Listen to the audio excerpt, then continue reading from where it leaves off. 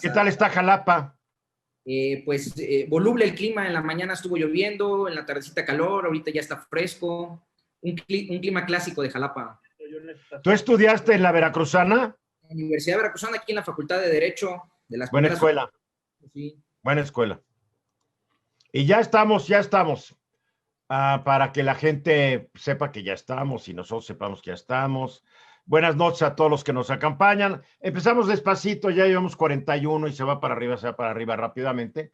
Gracias a Gómez Israel, a Francisco Huerta Rodríguez, a Chivis JRZ desde Chihuahua. Mucha gente en provincia nos hace el favor de estar con nosotros en la noche. Desde Toluca, gracias, Susana Arreola. Y siempre doy los nombres cuando empezamos. Después ya no da tiempo porque se llena de nombres y se vuelve muy confuso. Mi invitado de esta noche es un joven abogado constitucionalista que no estudió en la UNAM, no estudió en la ITAM, no estudió en la Ibero. Él estudió en la Facultad de Derecho de la Universidad de Veracruzana, allá en Jalapa, Veracruz, que es la ciudad donde vive y donde ejerce su práctica profesional, especializado en lo que es el derecho de amparo. Ya han amparado a grupos en contra del gobierno de Veracruz o del gobierno federal. No es una rama fácil. El abuelo de mi nuera fue el eminentísimo Ignacio Burgoa Orihuela, uno de los grandes constitucionalistas y de los grandes, le decían el rey del amparo, mi querido Luis. Es correcto, a él le debemos mucho de esa gran institución jurídica que es el juicio de amparo. A ver, hablamos mucho del amparo, la mayoría de la gente no sabe ni lo que es el amparo. Entonces me otorgaron un amparo o me dieron una suspensión temporal, una suspensión definitiva, y la verdad, la gente se hace bolas. ¿Qué es una suspensión temporal, definitiva y un amparo? Nunca he entendido muy bien esto. Bueno, el juicio de amparo es un medio de control constitucional, así fue concebido. El constituyente permanente o el constituyente dotó de una figura jurídica para que los ciudadanos pudiéramos, en algún momento, frente a arbitrariedades del gobierno, tener una herramienta que nos permitiera que un tribunal imparcial calificara la constitucionalidad del acto del gobierno. Hay dos tipos de amparo, amparo indirecto y amparo directo. El más común, digamos, cuando uno se está amparando en contra de actos arbitrarios del gobierno es el amparo indirecto. El amparo indirecto tiene la característica que tú le puedes pedir al juez de distrito que te suspenda el acto reclamado. Tú dices, a ver, el acto reclamado es, por ejemplo, el tema del equipo para el personal médico. El acto reclamado es que no me están dando el equipo suficiente. Entonces tú puedes solicitar una suspensión, en este caso sea con efectos restitutivos. Una suspensión para que el juez de distrito diga, en lo que dura el juicio de amparo, yo advierto que el quejoso tiene razón y te ordeno a ti, autoridad, que le dé su equipo médico. Entonces, la suspensión tiene la característica... A ver, lo que he oído a los abogados que a veces dicen que la cosa quede igual antes de la acción del gobierno. Exactamente, que la cosa, que el acto permanezca como si nunca hubiera sido emitido el acto en contra del cual te estás amparando. Por ejemplo, apenas que fue el acuerdo de la Secretaría de Energía donde cancelaron el tema de las energías renovables, todos los que se ampararon y obtuvieron suspensiones definitivas, la suspensión tenía el efecto como si ese acuerdo de Secretaría de Energía nunca hubiera entrado en vigor durante lo que dura el juicio de amparo. A veces muchos medios de comunicación confunden y dicen, otorgan amparo en contra del acuerdo de CENER. No, otorgaron nada más la suspensión definitiva. O sea, la suspensión definitiva es que ahí se queda hasta que no se resuelva el juicio ante un tribunal, me imagino, especializado en derecho de amparo. Claro, los jueces de distrito, los jueces federales tienen la competencia de resolver los juicios de amparo. De hecho, hay juzgados aparte especializados, dependiendo del circuito, hay juzgados, por ejemplo, especializados en materia administrativa, especializados en materia penal, especializados en las diversas áreas del derecho, ¿no? Por ejemplo, este acuerdo de Secretaría de Energía lo conoce un juzgado especializado en materia administrativa. ¿Por qué? Porque es un acto de naturaleza administrativa y entonces el efecto de la suspensión es mantener las cosas en el estado que guardan hasta que el juicio se resuelva. Si el amparo se concede, pues bueno, ya tendrá sus efectos, y si se niega, la suspensión se quita. Qué interesante, porque a mí el derecho me fascina. Yo tal vez, siempre me dijeron que yo debería haber estudiado derecho, pero pues no estudié derecho.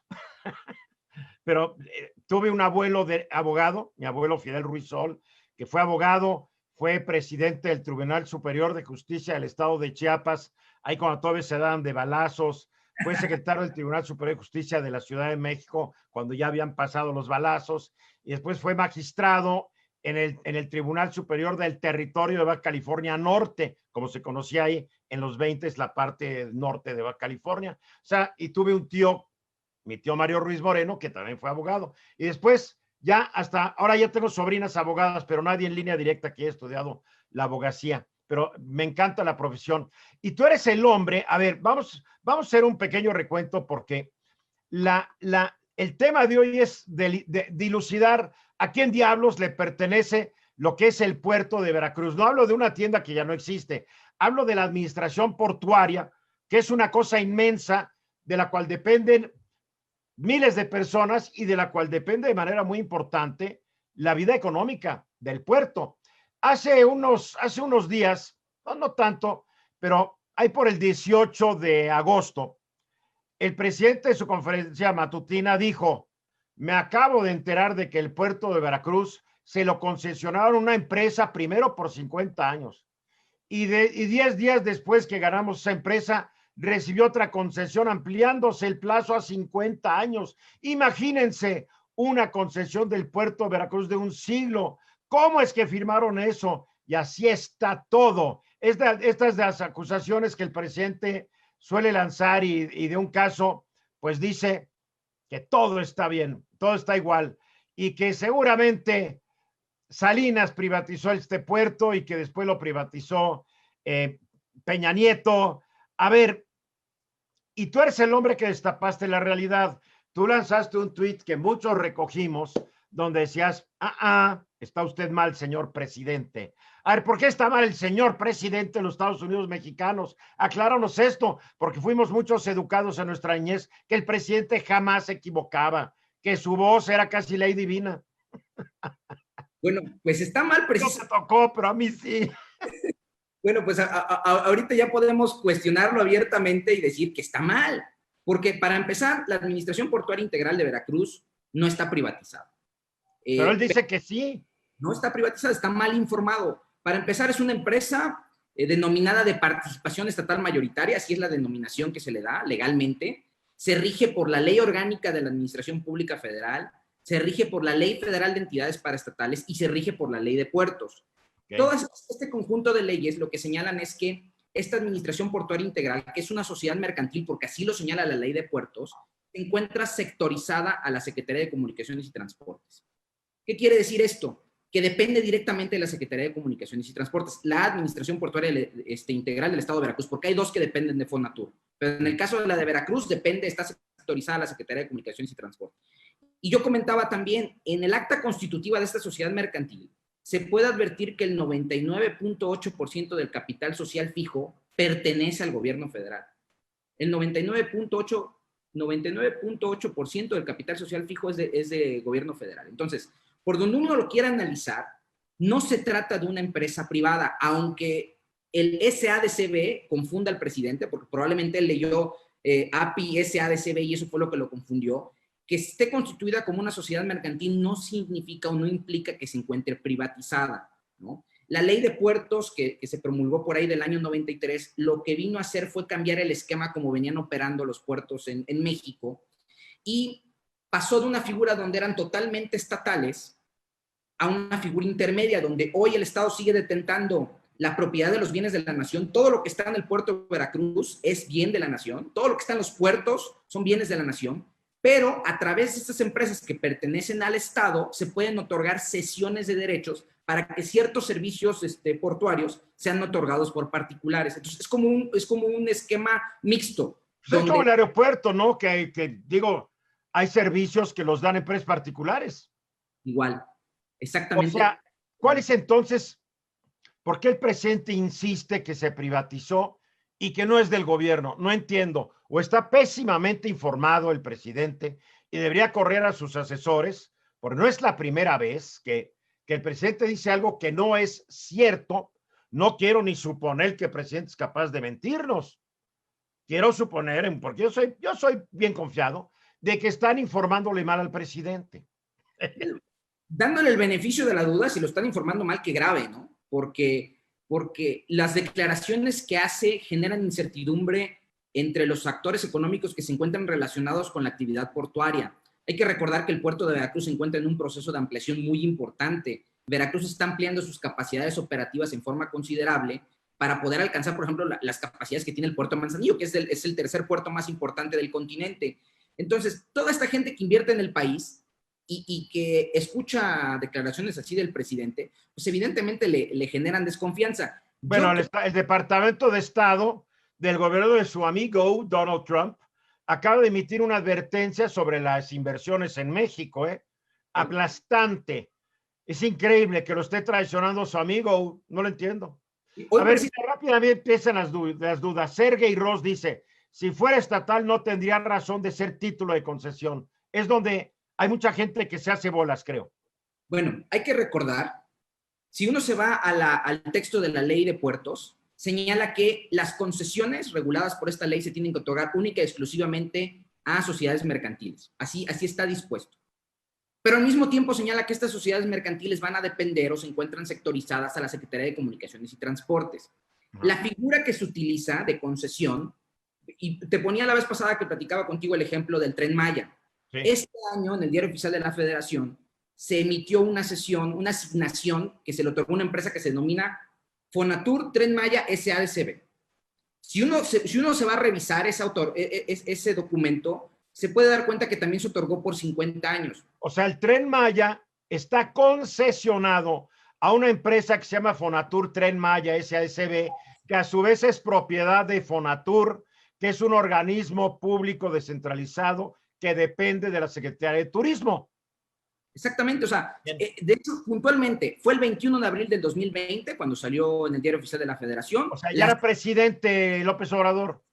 Fue este año. Se le dieron por 50 años. Por 50 años. Si uno se va Tal vez antes que se vaya López Obrador se la den por otros 50. Y de hecho es normal, se otorgan concesiones por plazos tan grandes para generar certeza jurídica en los factores económicos que están relacionados. O sea, ahora una pregunta, Luis. Estas concesiones, estas empresas son propiedad, o sea, la de Veracruz, la propietaria es la Secretaría de Comunicaciones y Transportes. Sí. No es Juan Pérez, no soy yo, no hay socios minoritarios privados, nada. Es la SCT. Como te comentaba en el acta constitutiva de APIVER, se puede advertir que el 99.8% del capital social fijo es del gobierno federal y el 0.2% es de Banobras.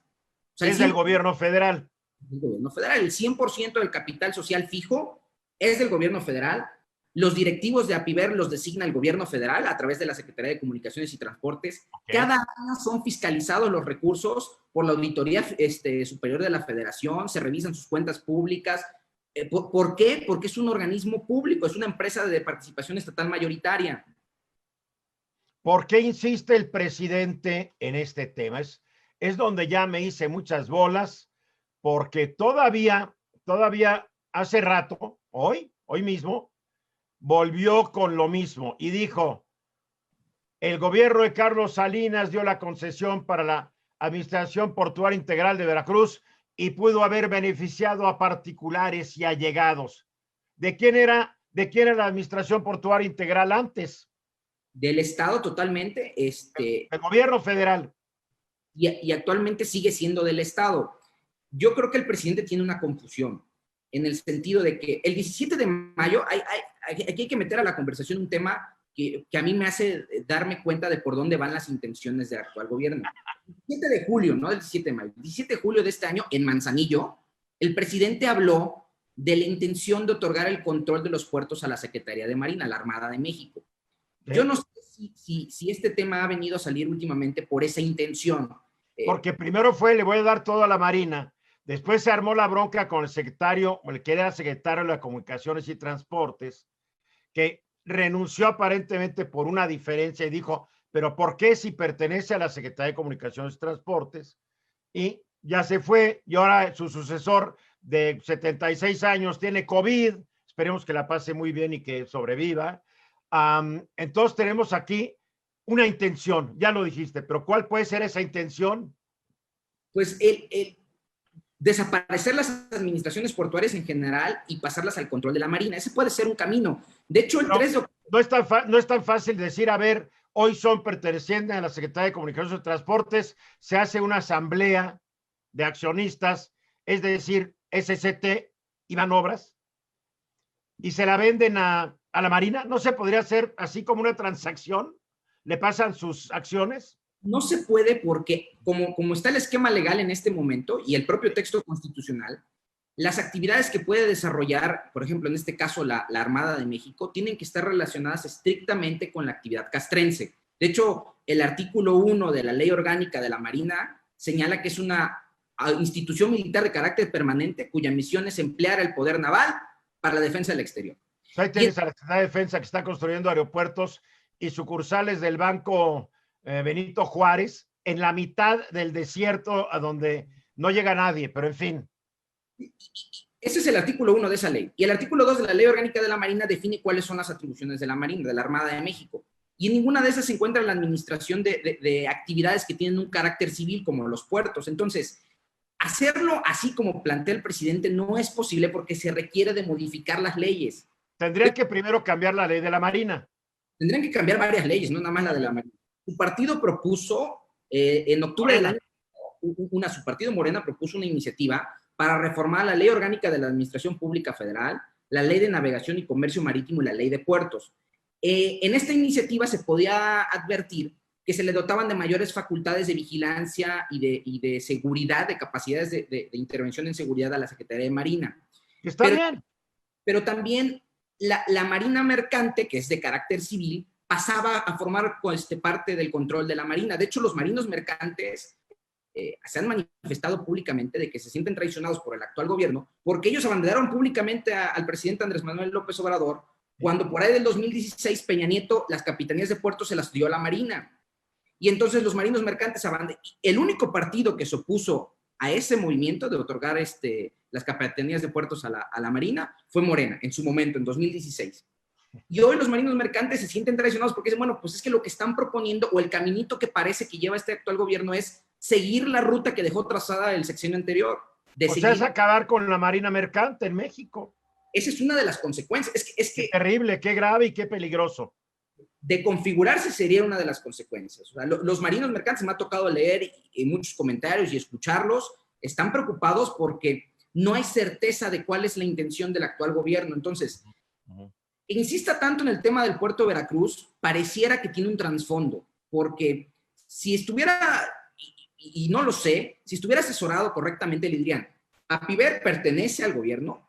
Oye, pero Apiver tiene relaciones con entes privados, tiene contratos con entes privados. Claro que los tiene, porque como todo proyecto de inversión se requiere de la participación del capital privado, como La presidencia seguramente tiene proveedores privados que le llevan el súper a la señora, a la primera dama, hasta capaz de que lo piden por internet y llega la cover. Bueno, nada más volviendo al tema del Tren Maya, el Tren Maya va a tener participación de capitales privados, porque el Estado no puede absorber solo esas cantidades de inversión.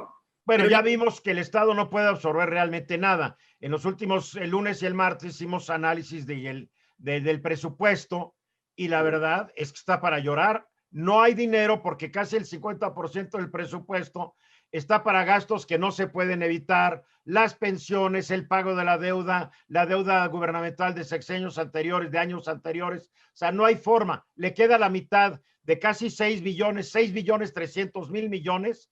Al gobierno le quedan 3 billones 100 mil millones. O sea, la mitad. No hay dinero. Entonces, estar espantando a los que producen dinero, que son los empresarios. Por eso está la advertencia que acaba de emitir el Departamento de Estado de Estados Unidos.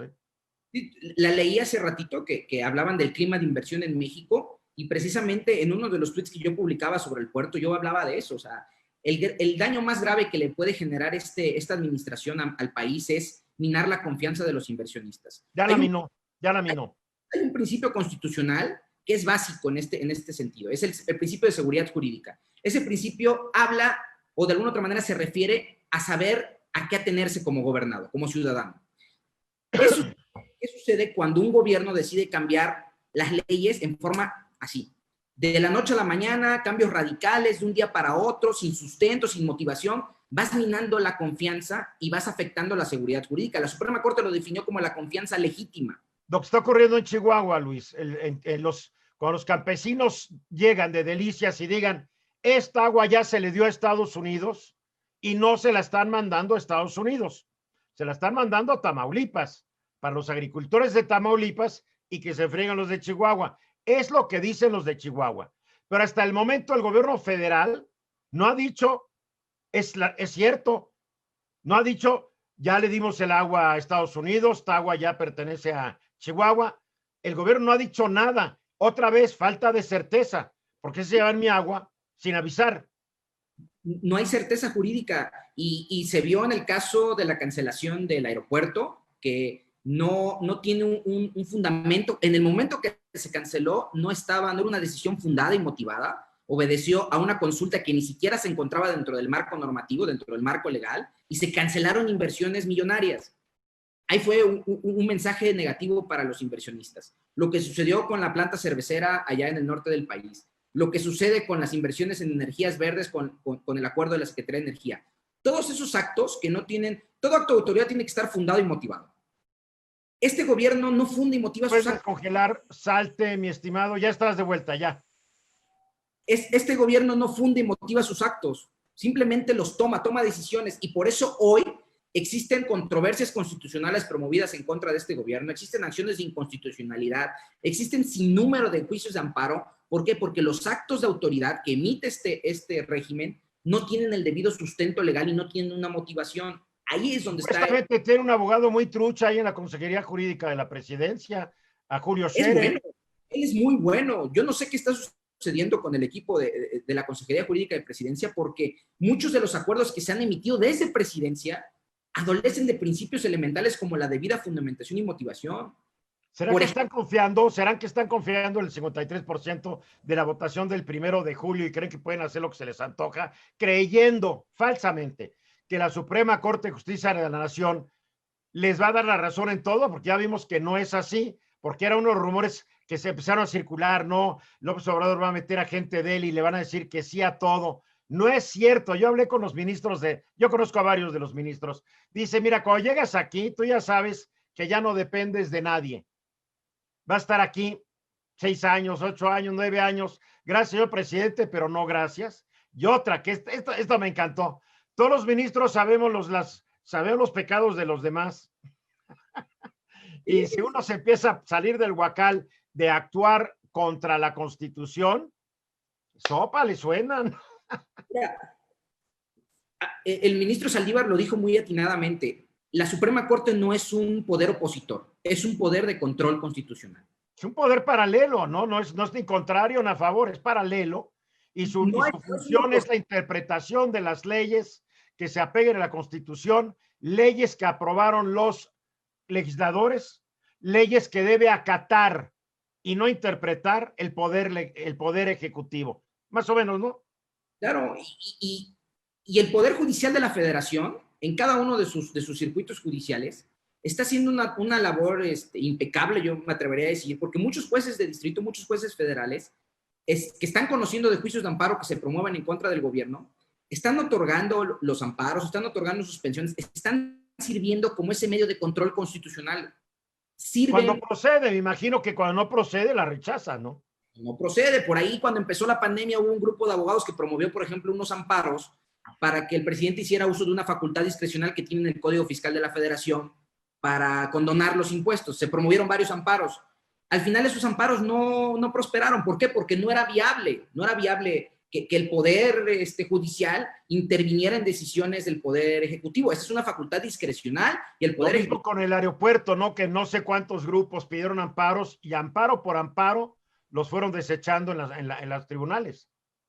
Pero así como se han desechado algunos, también hay amparos. Muchos abogados en todo el país, excelentes abogados, han ido promoviendo amparos, por ejemplo, para proteger al personal médico. Y se han hecho amparos en todo el país, obligando al Instituto Mexicano del Seguro Social a dotarlos de equipo y a las diversas dependencias del poder público para garantizar el mínimo indispensable para que ellos puedan ejercer su labor. Entonces, es muy triste que México ocupe el primer lugar en personal médico, enfermeras y de ayudantía de los hospitales, muertos en la pandemia, más que en Estados Unidos, más que en Brasil, más que en ningún lugar del mundo, México. porque ha habido un descuido total del gobierno y del seguro y del ISSSTE y todos en proveer de estos equipos a médicos, enfermeras, personal de intendencia que está con los pacientes. O sea, es un insulto, es casi hasta genocida, diría yo, la verdad. Y qué necesidad de que tengan los médicos, aparte de desempeñar su labor como médicos, de ir a buscar un abogado que le promueva un amparo para que el gobierno le dé lo que tiene que darle por ley, por obligación. La Ley Federal del Trabajo señala que es obligación de los patrones otorgar el material indispensable, los insumos, las herramientas para ejercer el trabajo. Entonces, y un buen abogado de amparo tampoco es barato. No estoy diciendo que no cobre, claro que tiene que cobrar y mejor sea que cobre más, pero tienen que pagarle de lo poco que les paga el gobierno además.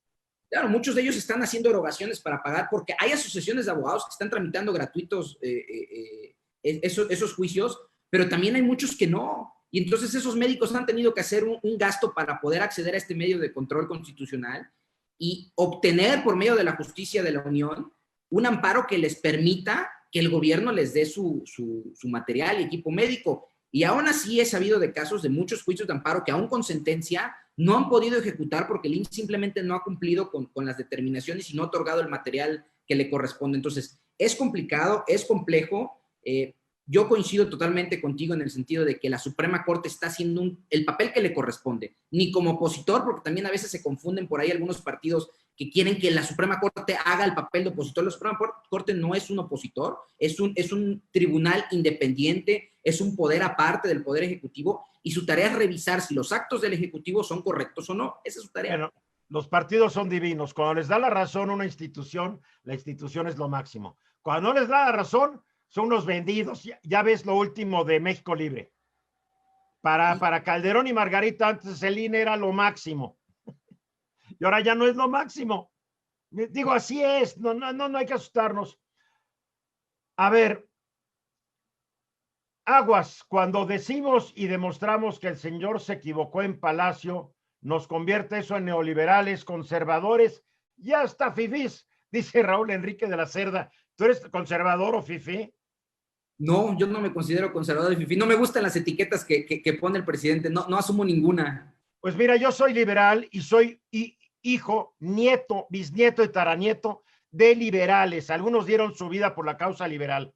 Que el señor presidente no puede presumir eso. Porque su abuelo Obrador era un español que llegó a México y los López yo no sé.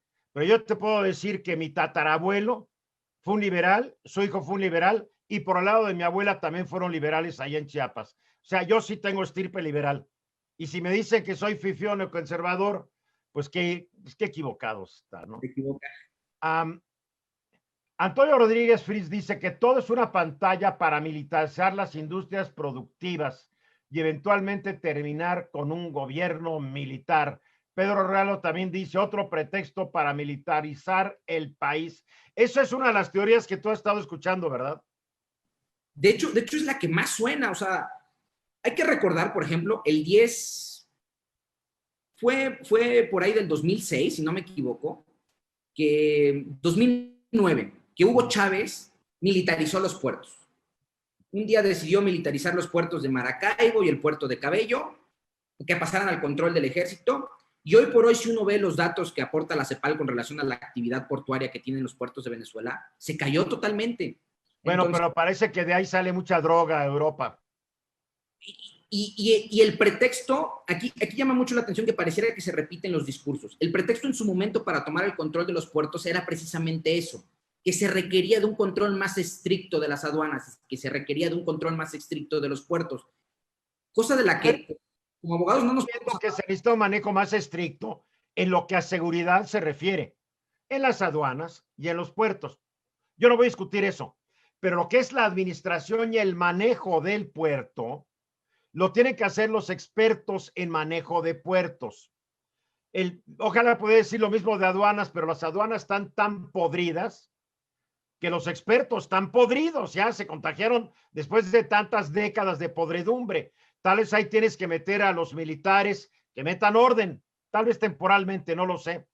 Pero un puerto, no, un burócrata no sabe manejar un puerto comercial. La Marina sabe manejar sus bases navales donde hay unos barquitos ahí viejitos, unos menos viejitos, en nuestra marinita, bueno, ahí lo manejan, pero a ver, la gente que no conoce el puerto de Veracruz, se ha de imaginar que va a ser un muellecito y llega un barquito, no, esto estamos hablando de palabras mayores. La, la Organización Mundial de Comercio señala que el 80% de las mercancías que se mueven en el mundo se hace por la vía marítima. Entonces, ¿sí? hay que imaginarse la cantidad de mercancías que salen y entran por nuestros puertos comerciales. Veracruz y Manzanillo son de los más importantes. Entonces, poner ese manejo tan técnico, tan específico, en manos de gente que no tiene la capacidad, y no quiero decir, y no en un tono denostativo, sino... No tiene la capacidad para eso. La formación profesional de los marinos no creo que esté enfocada en cuestiones comerciales. Para Además, nada, por ejemplo, hoy por hoy, la ley de puertos ya contempla una comisión conjunta, una figura conjunta, un grupo de coordinación interinstitucional formado entre la Marina y la Secretaría de Comunicaciones y Transporte, que se denomina CUMAR. La Marina hoy por hoy, tanto en todas las leyes que he estado citando en la noche, tiene participación activa, regulada y contemplada en estas leyes para vigilar muchas de las actividades que se encuentran relacionadas con los puertos.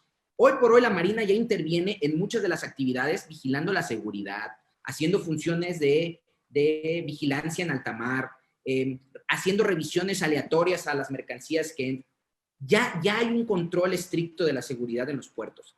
Yo coincido con el presidente. Si hay corrupción en las asignaciones de contratos de cesión a ciertos particulares, que se revise, que se haga una auditoría, pero cancelar de tajo concesiones con todo lo que eso implica no me parece correcto. No me parece. Oye, que se ponga a checar las concesiones a líneas camioneras. Digo, que se ponga a checar concesiones a los ferrocarriles que dio Cedillo. Uf, no acabaría, ¿eh? No, y no podemos paralizar el país simplemente porque hay una presunción de que se han hecho actos de corrupción. Correcto. Él tiene la capacidad, como presidente, de ordenar revisiones y fiscalización de recursos públicos. El Congreso tiene un órgano técnico, que es la Auditoría Superior de la Federación, que depende del Congreso, que tiene la facultad de auditar año con año los recursos públicos. Hoy el Congreso está en manos de Morena. Ellos pueden ordenar revisiones extraordinarias en caso de que fuera necesario. ¿Por qué no lo hacen?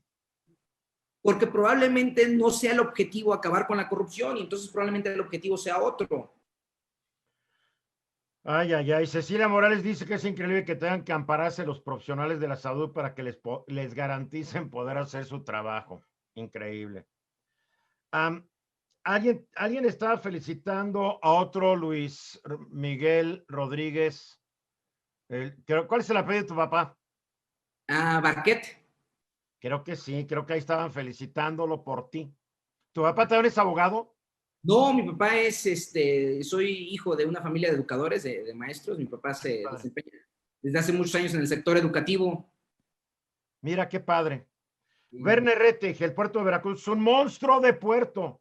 Y Manzanillo es aún más grande. ¿En qué es más grande? ¿En extensión, en tráfico de mercancía, en capital? En capacidades operativas. Manzanillo es el tercer puerto más importante de todo el continente. Y el proyecto... ¿Más que Nueva York, o más que Miami, o más que esos? Tengo entendido que solamente le ganan 2 puertos. Uno es un puerto en Brasil, el segundo no recuerdo, te mentiría. ¿Era el tercero más grande de Latinoamérica? De Latinoamérica. Es el tercero más grande de Latinoamérica.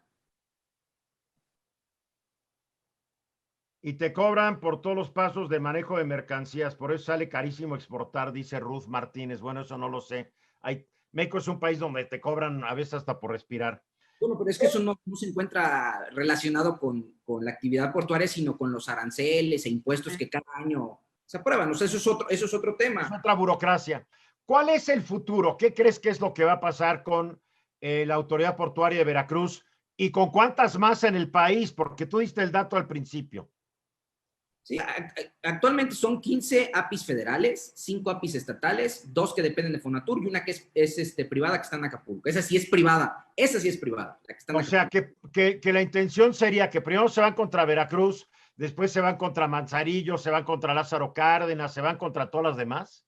Yo creo que el camino es modificar las leyes e ir sobre todas. Yo creo que ese es el camino. Veracruz es hoy el estandarte, es la bandera del discurso, pero la iniciativa esta que Morena propuso a finales del año pasado pareciera que sigue el camino de lo que había iniciado el sexenio anterior con las capitanías de puerto que se militarizaron, se pasaron al control de la Marina. Y yo creo que si persiste en su intención de cambiar el control de los puertos, van a ser con todos. No creo que vaya siendo paulatino, a menos que se vaya a revocar la concesión del puerto de Veracruz y se constituya una nueva sociedad mercantil y se le otorga esta nueva sociedad mercantil. Pero si se revoca, está para 100 años, ¿cómo se revoca? Hay un mecanismo en ley, o sea, la propia ley de puertos tiene un mecanismo, señala que las concesiones pueden, sus causas de terminación, entre otras está la revocación y la liquidación de la sociedad mercantil. Okay. Y si optaran por la figura de la revocación, la Secretaría de Comunicaciones y Transportes tiene un procedimiento dentro de la ley de puertos que le permite revocar la concesión. En este caso, la empresa a la que se le está revocando la concesión tendría la posibilidad de defenderse, pero pues ya hemos platicado aquí que es una empresa que depende del Estado. Difícilmente creo que se vaya a defender, ¿no? Entonces, no, sí, señor presidente. Alfonso Aro Arrazola, hay que entender, es que ya pasamos al parte, ya llegamos al mundo de la conspiración. Sí. Porque cuando no te dicen las cosas claras o no entiendes los motivos de un gobierno, pues empiezan las teorías conspiracionales. Alfonso dice, hay que entender que dentro de la Marina y el Ejército hay varias facciones, grupos duros y grupos de interés económico que presionan fuerte a Durazo y al presidente. ¿Qué tal, Hoy salió una nota que hablaba de que se le había otorgado la dirección de administración del ISSSTE a un general. A mí me llama mucho la atención, y lo platicábamos en otro foro, la Suprema Corte de Justicia de la Nación, por ahí del año 96, ya se pronunció en una acción de inconstitucionalidad sobre la posibilidad de que las Fuerzas Armadas participaran coadyuvando en el auxilio de las autoridades civiles. Dijo que es posible, que es constitucional, que es válido, pero puso ciertos parámetros y dijo, bueno, siempre es posible bajo estos parámetros. El primero, que sea solicitud expresa de la autoridad civil. Si va a participar las Fuerzas Armadas en auxilio de la autoridad civil, tiene que haber una solicitud de la autoridad civil. El segundo parámetro que le puso como requisito es que siempre la actuación de las Fuerzas Armadas se encuentre subordinada a un civil. Y el tercero, que siempre se den un apego y respeto de las garantías individuales. ¿Qué es lo que sucede? Es que yo creo que el presidente, mira, hay que hablar claro, también dentro del ejército ha habido corrupción. En México no hay nada que no se haya salvado la corrupción. Tenemos militares en retiro que son millonarios, que no te explicas cómo pudieron llegar a tener esas casototas y esas fortunas con lo que gana un militar.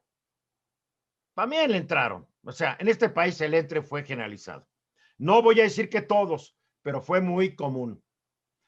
Y el presidente tiene la idea de que dentro del ejército todas son unas hermanitas de la caridad, que cuando entras a un cuartel huele a santidad. Perdóname, también se fríen habas y se cuecen habas en el ejército. No dudo de la honestidad del actual secretario de la Defensa, ni el de la Marina, porque he leído y he estudiado sus currícula y he hablado con mucha gente que los conoce. Son impecables.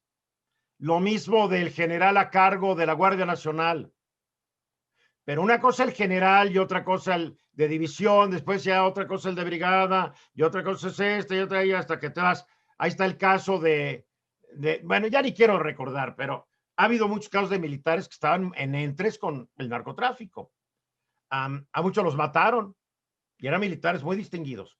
Yo creo que hay gente honesta en todos lados. Claro. Que el servicio público, hay mucha gente honesta, pero la tradición es que mientras menos honesto eres, más avanzas. Es la triste realidad, porque cuando eras, en México hay un dicho dentro de la política, y Eduardo, ¿qué tal es? Es un buen tipo. O sea que es medio estúpido, ¿verdad? Así es. Ahí está, porque además en el país alguien que es bien intencionado y honesto, los mexicanos ya lo vemos como medio idiota. Es terrible. Es una desviación de conducta de nuestro país. Entonces sí creo que el presidente, no porque es un general, va a hacer las cosas bien. Ahora, capaz de que las haga estupendamente, pero un militar, donde debe estar trabajando es en el ejército o en la marina o en la fuerza aérea y no en el ISSSTE, a menos que no haya nadie más en todo el ISSSTE que pueda cumplir esa labor, lo cual no lo creo, ¿verdad? Hay un enamoramiento del presidente con el ejército, es muy claro, con las Fuerzas Armadas, le gusta, le encanta meterlos en todos lados porque cree que lo van a apoyar y que no hay corrupción, es como yo lo interpreto. Yo creo que pasa mucho por el tema que las instituciones con mejor percepción ciudadana son las fuerzas castrenses, o sea, la Secretaría de Marina y el Ejército Nacional son de las instituciones del país que tienen mucho mejor percepción ciudadana. Y el presidente hace bien en confiar tanto en ellos porque, si bien es cierto, hay corrupción en todos lados, estos institutos o estos... Hay menos corrupción en estos organismos. Pero Eduardo, hay que ser muy claro en un punto. El problema no es con las Fuerzas Armadas. El problema es que la Constitución, el texto constitucional, el 129 constitucional dice que en tiempos de paz, las Fuerzas Armadas tienen que tener actividades únicamente relacionadas con la disciplina militar. Lo dice la Constitución. Y hay que ir un poco más allá. El artículo 89, fracción 6 de la Constitución, que habla de las facultades que tiene el presidente, de las facultades que tiene para disponer de las Fuerzas Armadas, dice que solamente puede disponer de ellas para cuestiones de seguridad interior y seguridad nacional. Y vamos un poco más allá, vamos a la esencia básica de la Constitución, al 14 y 16 constitucional, que dice que toda autoridad del Estado mexicano solamente puede hacer aquello que tiene explícitamente permitido y tiene que estar fundado y motivado. Entonces, este análisis, como lo dice la Corte, este análisis conjunto de estos artículos constitucionales, no permite que las Fuerzas Armadas intervengan en actos o en actividades que son estrictamente civiles. No porque haya un problema con ellos, sino porque la Constitución así lo dice. Porque este país se tuvo que curar en salud porque los primeros 100 y pico de años de este país era puro generalote, dándose balos con otro para quedarse con la presidencia. Y el último que se quedó 30 años era un general, que era Porfirio Díaz. Pues vino otro general y otro general, hasta que Ávila Camacho dijo, ya nos vimos, ahí nos vimos, fueron los generales. Lo cual fue un gran cambio, porque los civiles que llegaron también eran unas ratas, ¿no? Pero en fin, es más, yo hice un estudio hace muchos años que los niveles de corrupción con los generales nunca llegaron a los niveles que han llegado con los gobiernos civiles. Ahora, este general del ISSSTE, yo imagino que ha de haber pedido licencia, y ya está dado de baja. Sí, tengo entendido que así es. Lo que genera perspicacia entre los ciudadanos es que Andrés Manuel durante toda su campaña prometió regresar a las Fuerzas Armadas claro, a los cuarteles. Y lo esto... es que él no se dio cuenta o no quiso darse cuenta de la gravedad del problema de la seguridad nacional. Como no candidato siempre dices, yo lo resuelvo, digo, todos los candidatos son iguales, ¿eh? Yo lo resuelvo rápido, la gente está en los cuarteles, no hay problema. Ya cuando se sientan en la sillita y están en la oficinita y empiezan, señor general, llega el general, señor, esta es la realidad, esta es la realidad. Ay, jolé, no me lo dijeron, así pasa. Mira, no es casualidad que el presidente haya pugnado por ese retorno de los militares a los cuarteles, porque por revisiones de organismos internacionales al Estado mexicano se le señaló en varias ocasiones la necesidad de que la intervención de las Fuerzas Armadas no fuera permanente, sino transitoria. Por ejemplo, en una visita que hace la Comisión Interamericana de Derechos Humanos en 2015 al Estado mexicano, le formuló una observación en ese sentido y le dice, la intervención de las Fuerzas Armadas tiene que estar regulada, tiene que ser transitoria y no puede estar en forma generalizada. Andrés Manuel y su equipo recogen muchas de estas inquietudes y las plantean en campaña. Evidentemente la realidad los rebasó y el país requiere de la intervención de las Fuerzas Armadas porque su capacidad, están entrenados de tal suerte y tienen equipo para poder hacer frente a la inseguridad que vive el país. Pero eso es la cuestión de seguridad. Una cosa muy distinta es el manejo y el control de los puertos civiles, de los puertos comerciales. Y otra cosa es meter orden entre la sociedad, porque una cosa, ya lo vimos, aparentemente sí, un guardia nacional que viene el ejército, se le hizo fácil echar tiros, porque los soldados no están entrenados para ser policías. De por sí nuestros policías están mal entrenados, ahora imagínate un soldado. En fin, vamos a concluir. Danos tu sugerencia, danos tu pronóstico. ¿Qué va a pasar con la Autoridad Portuaria de Veracruz y con los otros 14? Yo creo que en la nueva configuración del Congreso vamos a ver nuevamente esta iniciativa que el año pasado se planteó por el Grupo Legislativo de Morena. Yo creo que va a ser un debate bien interesante. Por ahí los marinos mercantes le pedían al Congreso que hubiera parlamento abierto, que escucharan su postura. Yo espero que en la nueva configuración del Congreso esta ley quede simplemente en un intento más, como muchos que nos ha tocado ver de otras ocurrencias que se les ocurren, válgase la redundancia. Yo no creo que vaya a cambiar el esquema actual con el que funcionan los puertos, porque corremos el alto riesgo de aislarnos del mundo. Hoy por hoy los puertos mexicanos funcionan muy bien. Me tocó hace unos días estar en una conferencia que dio un doctor en Derecho Mexicano, el doctor Melo, hablando sobre la ley de puertos en Iberoamérica, y el modelo mexicano se ha replicado por todo el continente, Colombia, Argentina, Chile, muchos países han replicado el modelo mexicano, funciona. Si hay corrupción, se tiene que revisar, se tiene que auditar y se tiene que castigar a los responsables, pero cortar de tajo este modelo me parece que no sería correcto. Oye, Luis, ¿cuál es tu Twitter? ¿Dónde te ubica la gente en Facebook, tus redes sociales? Mi arroba en Twitter es Rodríguez Alemán sin la I en Rodríguez. Es Rodríguez Alemán sin la I en Rodríguez. Rodríguez Alemán. Exactamente, es correcto. Y en Facebook con mi nombre, Luis Miguel Rodríguez Alemán. Y eres muy activo en Twitter, ¿verdad? Soy muy activo. Trato siempre de hacer comentarios apegados siempre a la ley. Desde mi perspectiva puedo estar equivocado, pero siempre trato de que sean apegados a la ley. Voy a poner tu Twitter aquí en el chat. A ver, quito la I, Rodríguez Alemán. ¿Correcto? Rodríguez. Pues es una buena manera para que no quedarte fuera. Rodríguez Alemán, ahí la gente te puede seguir. Y sí, síganlo, porque este es un joven abogado que ya se dieron cuenta que está con nosotros, que estudia. Porque la gente que triunfa en la vida estudia y estudia y estudia. Pues ahí está el Twitter. Y en Facebook estás bajo tu nombre. ¿Con el Luis Miguel o nomás con el Luis? Luis Miguel Rodríguez Alemán, ahí sí completo. Para que la gente te siga y agarres más followers. Te agradezco mucho, como siempre, la oportunidad y la invitación de poder platicar contigo y con tu auditorio. No, y te voy a estar llevando más seguido también a fórmula, porque tienes mucho que decir. Muchísimas... Ya te dije, la otra vez te dije, sugiéreme temas. Oye, por ahí anduve hablando de la legalidad de la compra de los cachitos, si es legal o no es legal. ¿Es legal? Déjanos picados, ¿es legal o no? Vayan ahí a Twitter a ver qué. Ya sé cortés con la gente, ¿sí o no? Bueno, sí es legal desde el punto de vista de que la Lotería Nacional se encuentra dentro del Sistema Nacional de Asistencia Pública, pero pareciera un absurdo que el objeto de la Lotería Nacional, que es dotar de recursos al gobierno federal, tengas que hacer una triangulación de recursos. Si el objeto de la Lotería Nacional es dotar de recursos al gobierno federal, ¿por qué los das directo? Quien encabeza el listado de las entidades que pertenecen al Sistema Nacional de Asistencia Pública es la Secretaría de Salud.